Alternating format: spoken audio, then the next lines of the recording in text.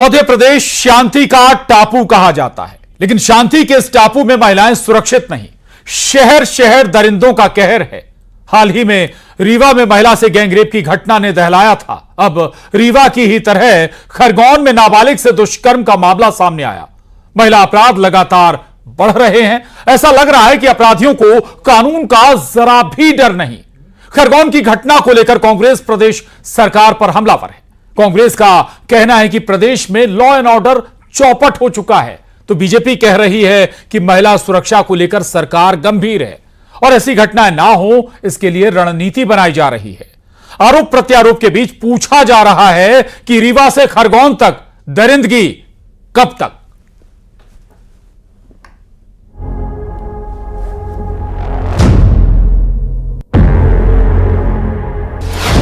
दरिंदे शहर शहर, कानून का नहीं डर।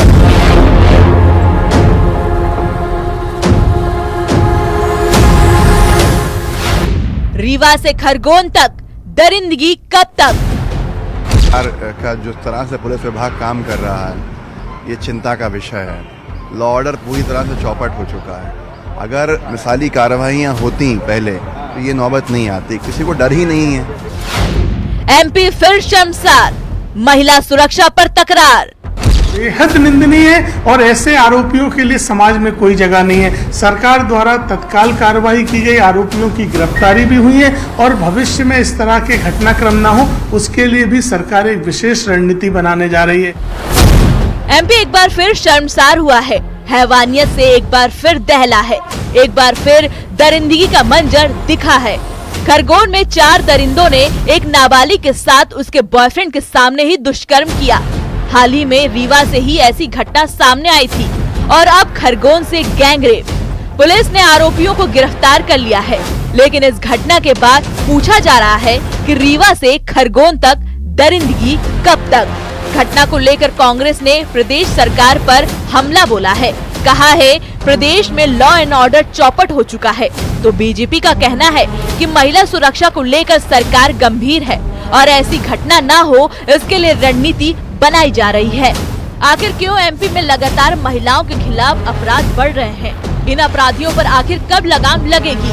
मध्य प्रदेश के महा डिबेट में इसी मुद्दे पर करेंगे चर्चा।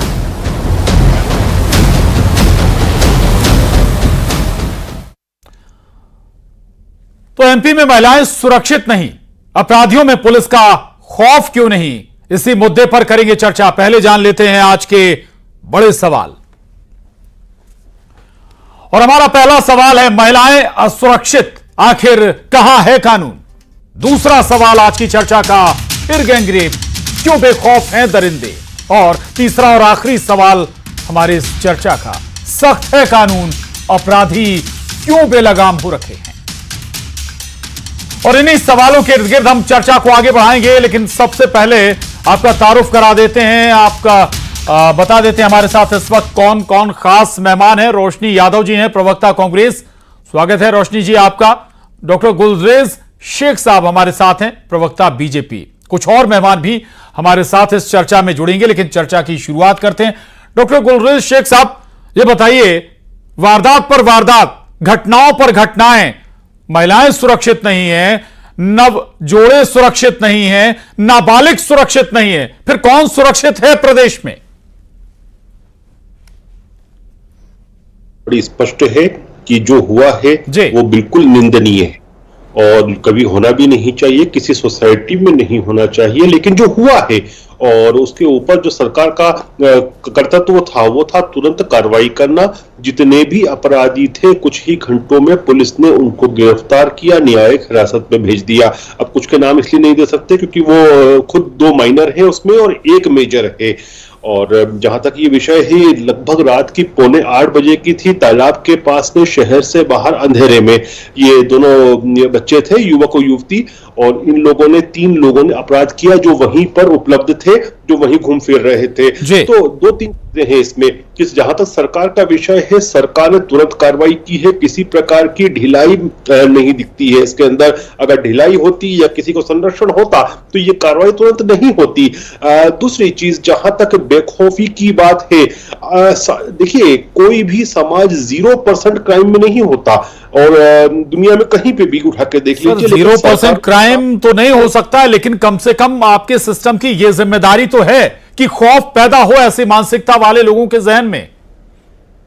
देखिए, अगर कार्रवाई नहीं करते हैं तो माना जाएगा कि सरकार का खौफ नहीं है, लेकिन कार्रवाई गई है उसमें से जो 21 साल का है उसके लिए डेफिनेटली सरकार सजाए मौत की मांग करेगी न्यायालय से भी, और सख्त से सख्त कार्रवाई की जा रही है।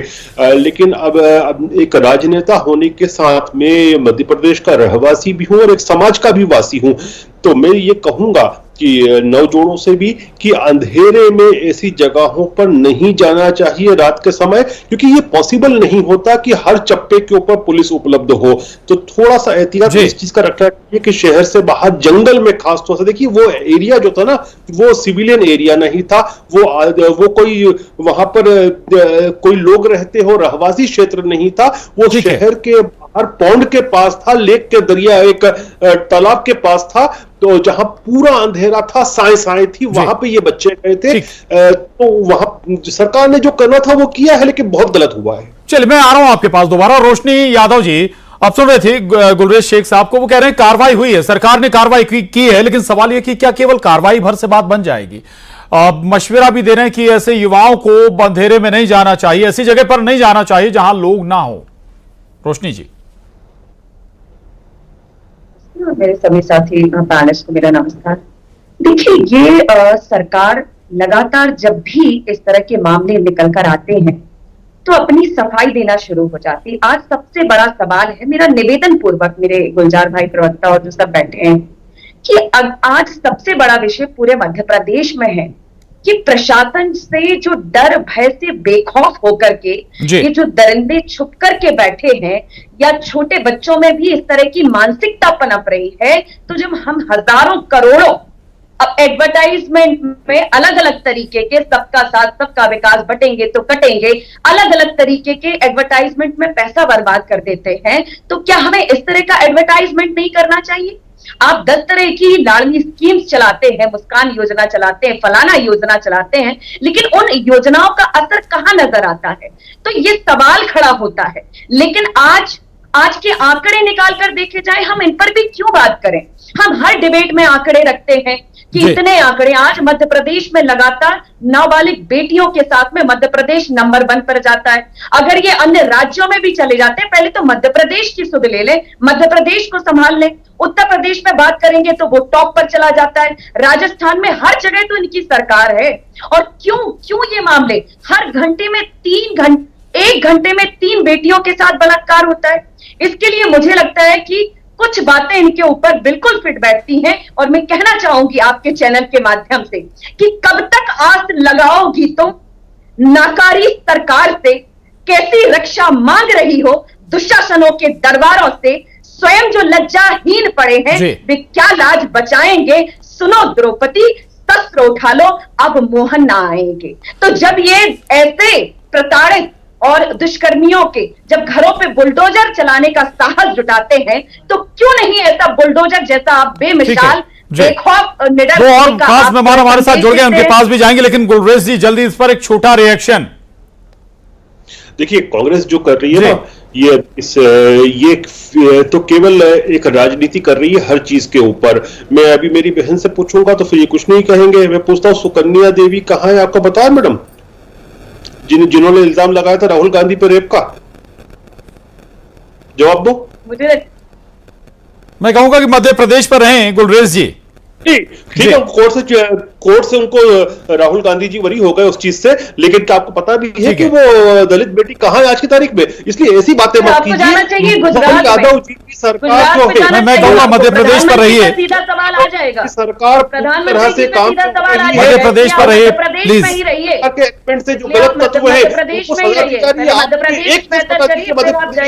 जिसमें इस प्रकार के रोग एलिमेंट जो बच्चियों के साथ बर्बाद कर सकते हैं, इसको सजा नहीं हो। देश की बेटियां जो गौरव पाएंगे करके आती हैं, मेडल का तबका लेकर के आती हैं, आप न्याय दिला पाए? मासूम आदिवासी लड़की भटकती रहती है, कोई एफआईआर नहीं लिखता है। ये कमलनाथ के शासन में हुआ था, क्यों आपका मुंह बंद था? मैं आपसे कह रही हूँ, पहलवान बेटियां पूरे भारत देश को नवाजने का जिन बेटियों ने काम किया है, पहलवान बेटियां तो तमका लेकर के आती है, जंतर मंतर की चौखट पे जाके तमका रख देती है। चलिए ठीक है, मैं लौटूंगा आप दोनों के पास। जी रोशनी जी, गुलरेज जी, लौटूंगा। दो और खास मेहमान मिनल पाठक जी हमारे साथ हैं, आपका भी बहुत स्वागत है। नीतू त्रिपाठी जी, आपका भी बहुत स्वागत है, सामाजिक कार्यकर्ता और एडवोकेट हैं नीतू त्रिपाठी जी। मिनल पाठक जी के पास जाऊंगा। मिनल पाठक जी, क्या केवल कार्रवाई से बात बन जाएगी, एक्शन से बात बन जाएगी? अगर वाकई एक्शन से बात बन जा रही होती तो फिर हाल ही में रीवा की घटना है, ऐसी एक लंबी फहरिस्त है इस तरह की वारदातों की। मैं पहले भी इस बारे में बात कर चुकी हूँ और मैंने बार बार बोला है कि प्लीज आप इसको एक पॉलिटिकल डिबेट तो बनाइए ही मत, और इस तरह से नारे और ये सारे दोहे सुना सुना के, आई डोंट नो पॉलिटिकल पार्टीज क्या प्रूव करना चाह रही हैं। ये पॉलिटिकल इश्यू तो है ही नहीं, ये इश्यू है ह्यूमैनिटी का और ये ह्यूमन वैल्यूज का इश्यू है। अगर हम देख रहे हैं कि हमारे देश में इस तरह की ह्यूमन वैल्यूज नहीं है तो हमें ग्रास रूट लेवल पे काम करना पड़ेगा। हमें ये संस्कार अपने घरों में अपने बच्चों को देने हैं। ये पॉलिटिकल इशू कैसे हो सकता है, I don't know, I fail to understand. और यहाँ पर यही बॉल इधर से उधर घूमती रहती है। सेकंड थिंग इज कि हमें इसके खिलाफ एक बहुत ही कड़ा एक्शन लेना पड़ेगा। तब तक लेना पड़ेगा जब तक लोग ऐसी दरिंदगी जैसी हत्या या ऐसे काम करने से पहले डरे नहीं, और वो हो सकती है फांसी की सजा। जब तक आपको इस बात का डर नहीं होगा कि आप रेप करके फांसी पे चढ़ जाएंगे और वो ही एक सजा रहेगी, तो कोई भी इस हरकत को करने से नहीं डर रहा है। लेकिन मिनल जी, कानून में इसकी व्यवस्था है मध्य प्रदेश में, तो अगर है तो उसको नो ये लॉ के अंडर पॉसिबल है कि नहीं, बट ये सजा लोगों को दिखा कर दी जाए कि अगर तुम इतनी घिनौनी हरकत कर सकते हो तो तुम्हारा ये अंजाम हो सकता है। कोई डरे तो ऐसा कुछ करने से। ये जितने भी anti social animals, I think मैंने एनिमल सही वर्ड बोला, जितने भी ये एंटी सोशल लोग हैं, ये जो ऐसे घूम रहे हैं, इनको किसी चीज से डर लग सकता है तो वो ये है कि उनको ये पता हो कि वो फांसी की सजा लगेगी और अपनी जान से हाथ खो सकते हैं ऐसा कुछ करने से। अदरवाइज ये किसी भी चीज से नहीं रुकने वाले हैं और वो रुक नहीं रहे हैं, ये हम देख रहे हैं। निर्भया केस से लेकर आज तक हर दिन हम नए नए केसेस देख रहे हैं, हमें साफ दिख रहा है कि कहीं पर भी कोई डर नहीं है। आपने ठीक कहा, ये एंटी सोशल ही नहीं बल्कि एंटी, अगर इन्हें एनिमल भी आप कहें तो गलत शब्द नहीं कहा है आपने। नीतू त्रिपाठी जी, सामाजिक कार्यकर्ता भी, आप एडवोकेट भी हैं, थोड़ा सा कानूनी पहलू से समझाइए। कानून में प्रावधान है ऐसे अपराधियों के लिए, फांसी तक का प्रावधान है, बावजूद लूपहोल बहुत हैं, लोग अंजाम तक पहुंच नहीं पाते। शायद वो एक वजह है कि डर अभी भी नहीं ऐसी वारदातों का। हाँ, कानून में है तो प्रावधान है, बट लेकिन उसमें अमल करते करते इतना टाइम हो जाता है ना कि लोगों का खौफ ही चला जाता है। तब तक दूसरी वारदात हो जाती है, तीसरी हो जाती है, फांसी देने में भी इतना टाइम लगता है। या तो इमीडिएटली कानून भी व्यवस्था ये रहे कि इमीडिएटली हम उसको फांसी जल्दी दें, या फास्ट ट्रैक कोर्ट में तो अब केस चलते ही है, लेकिन फांसी होने में टाइम लग जाता है, सालों साल लग जाते हैं, इंसाफ मिलने में सालों साल लग जाते हैं। तब तक कितने कांड हो जाते हैं बच्चियों के साथ। तो उसको रोकने के लिए सिर्फ एक ही है, या तो हम अपने घर में संस्कार भी दें, लड़कों को भी दें, लड़कियों के साथ साथ, और सबसे अवेयरनेस ये माता पिता की कि हमारे बच्चे अगर किसी से टच में हैं तो हम उनसे बात करें और उनको बताएं कि कहाँ बैठना है, कहाँ नहीं बैठना है। और जनरली अच्छी जगह भी बैठे बच्चों के साथ तो हो ही जाता है, लेकिन कानून सबसे मेन है कि कानून व्यवस्था जल्दी से जल्दी, जैसे एक्शन फास्ट ट्रैक पर भी एक विकल्प हो सकता है ऐसे मामलों को ले जाना, जल्द से जल्द अगर नतीजे आए, अंजाम तक पहुंचे। नीतू जी, हाँ, तो उस पे जल्दी देखिए, जल्दी नतीजा आएगा तो लोगों में खौफ बढ़ेगा, क्योंकि नतीजा आते आते वो इंसान भूल जाता है पहली घटना, दूसरी घटना कर दे। अब पहली घटना जब हुई है रिसेंटली, सब लोग कैंडल मार्च जलाते हैं, घूमते हैं, इतनी सारी पब्लिसिटी करते हैं, तो वो जब तक ठंडी हो जाती दूसरी आ जाती, क्योंकि केस तो तब तक चलता ही रहता है, माता पिता को इंसाफ मिलता नहीं, बच्ची को इंसाफ नहीं मिलता है। तो वो जल्दी होगा तो शायद कुछ अच्छा असर हो। ठीक बात है, आऊंगा मैं आपके पास। गुलरेज शेख साहब, सख्त कानून है, आपकी ही तत्कालीन सरकार ने, पिछली सरकार ने ये प्रावधान किया था कानून में, बावजूद उसका कुछ असर हुआ हो या घटनाक्रम कम हो गए हो, वारदातें कम हो गई हो, ऐसा दिखता नहीं है। देखिए प्रशांत, जो बात मीनू जी ने कही और जो चीज नीतू जी ने कही, मैं दोनों से 100% नहीं 200% सहमत हूं। और हमारी सरकार ने डेफिनेटली तो इम्प्लीमेंटेशन कैसे होगा साहब, आप सहमत तो हैं?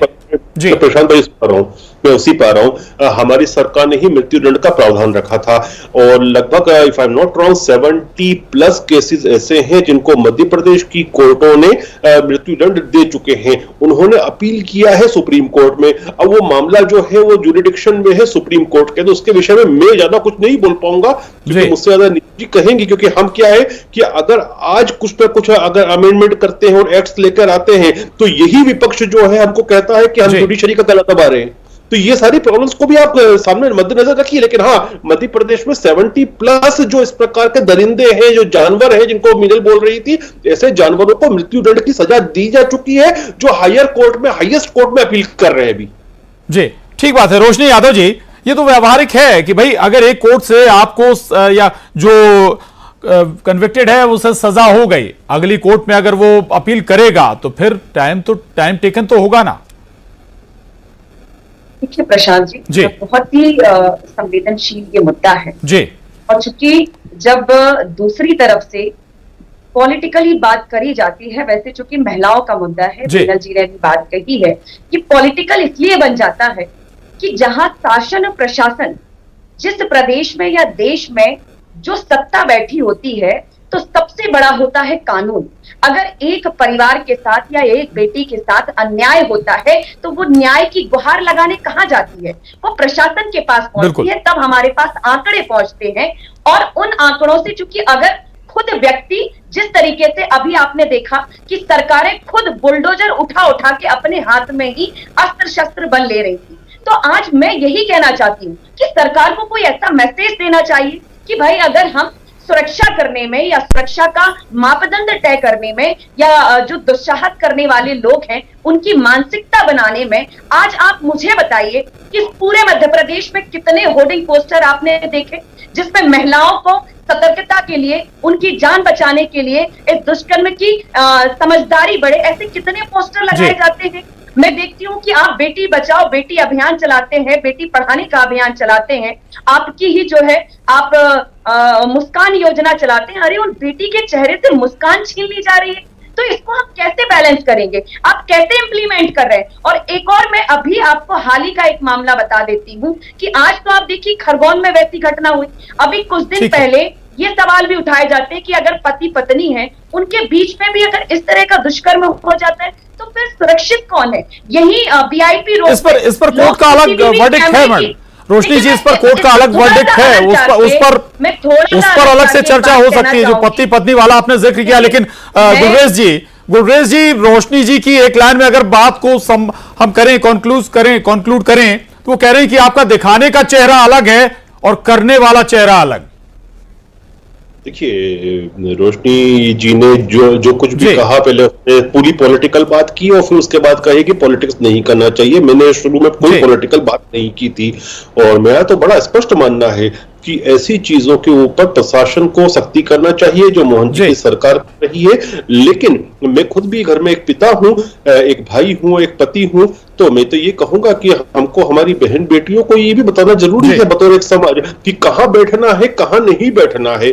और आप ये बताइए कि हमारे बीच में नीतू जी भी हैं, मीनल जी भी हैं, जो दोनों नॉन पॉलिटिकल हैं, उन्होंने एक भी पॉलिटिकल बात नहीं की अभी तक। मैं इन दोनों लेडीज से भी ये पूछना चाहता हूं कि क्या ये पॉसिबल है दुनिया में कहीं भी कि हर चप्पे के ऊपर पुलिस बैठ जाए? नहीं होता। जंगल में पुलिस को नहीं बिठा सकते। हमको बतौर समाज में लड़कों को भी प्रशिक्षित करना होगा कि औरतों को कैसे इज्जत की जाए। चलिए आपकी बात लेकर जाता हूं मैं मीनल जी के पास। मीनल जी, आप बहुत गलत बात कह रहे हैं कि चप्पे पे आप पुलिस नहीं बिठा सकते, लेकिन ये प्रशासन का, ये शासन का दायित्व है कि आपका डर और भय ऐसा होना चाहिए कि आज मध्य प्रदेश नंबर 1 पे पहुंच जाता है, तो इसमें आपको शान नजर आती है, शान नजर आती है। ठीक है, मैं आऊंगा आपके पास। मीनल जी ये बात ठीक है कि हर जगह एक एक पुलिस वाला नहीं बैठाया जा सकता, चप्पे पर नहीं बैठा सकते हैं, लेकिन जिम्मेदारी तो है आपकी, सिस्टम की जिम्मेदारी तो है सुरक्षा की। लेकिन जो ये बात कर रहे हैं ना, आ रहा हूं आपके पास मीनल जी। प्रशांत, यहाँ पर मैं ये बात लेकर आना चाहूंगी कि सोसाइटी के जितने भी ऐसे वाले कीड़े होते हैं ना, जैसे जो सोशल इल्स होते हैं आपके सोसाइटी के, उसको आपको एक होकर ना लड़ना पड़ता है। मतलब हमें एज पूरा एक भारतवर्ष होकर अपने सोसाइटी के इस प्रथा से या इस चीज, जैसे हमने अपने सोसाइटी में जैसे सती प्रथा थी, आपने सती प्रथा को कैसे खत्म किया हमारे देश में, ऐसे ही इसको जड़ से निकाल कर फेंकना है हमें। इस तरह के जो भी लोग हैं जो इस तरह की मानसिकता रखते हैं, जो इस तरह से सोचते हैं, जो इस तरह से सोचते हैं कि अगर वो लड़की किसी और लड़के के साथ है और वो हमारे साथ होनी चाहिए थी, और अपनी उस एनिमलिस्टिक इंस्टिंक्ट को शांत करने के लिए उन्होंने उस लड़की को वहां से उतरवाया और उसको ब्लैकमेल करके उसके बॉयफ्रेंड या उसके फ्रेंड के सामने ये सब किया। तो दिस इज लाइक कि पूरे सोसाइटी की औरतों पे ये प्रहार है कि तुम अपना फ्रीडम एक्सरसाइज नहीं कर सकती। जी माफी चाहूंगा, वक्त थोड़ा कम है। नीतू त्रिपाठी जी से आखिरी कमेंट बहुत कम शब्दों में। नीतू त्रिपाठी जी, कानून बना हुआ है, इंप्लीमेंटेशन और गंभीरता के साथ जरूरी है।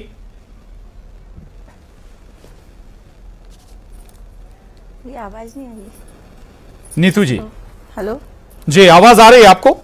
हाँ जी जी, कानून बना हुआ है और गंभीरता के साथ इंप्लीमेंटेशन की जरूरत है। जी बहुत जरूरी है, क्योंकि देखिए अभी क्या है, ये अपील जो करते हैं, जैसे सर ने बोला है ना, अपील करते हैं तो अपील में भी क्या है, हमको इमीडिएटली फैसले लेना चाहिए। जैसे यहाँ फास्ट ट्रैक कोर्ट में तो आपने केस बहुत जल्दी कर दिया, अपील में टाइम लगाया, फिर वो सुप्रीम कोर्ट जाएगा, फिर वो राष्ट्रपति के पास जाएगा, तो ये लंबा जो प्रोसीजर है ना, इसको छोटा कर। और दूसरा मुद्दा ये है कि जैसे नाबालिग है, अब हर नाबालिग ये जानता है कि मैं तो क्राइम करूंगा, मुझे तो जुर्नल भेज देंगे और मेरे साथ कुछ नहीं होगा अभी, तो उनके लिए भी कोई ऐसा कानून आना चाहिए कि नाबालिगों को भी ये लगे कि मैंने अगर कोई काम किया तो मुझे भी सजा मिलेगी। यानी अगर ऐसा कोई कृत्य करता है तो उसे अपना अंजाम मालूम होना चाहिए, और ये भी मालूम होना चाहिए कि बहुत जल्दी वो अंजाम तक पहुंचेगा। माफी चाहूंगा, चर्चा को यहीं थामेंगे, वक्त इजाजत नहीं देता है। आप सभी खास मेहमानों का बहुत शुक्रिया, धन्यवाद, और महा डिबेट में आज के लिए इतना ही।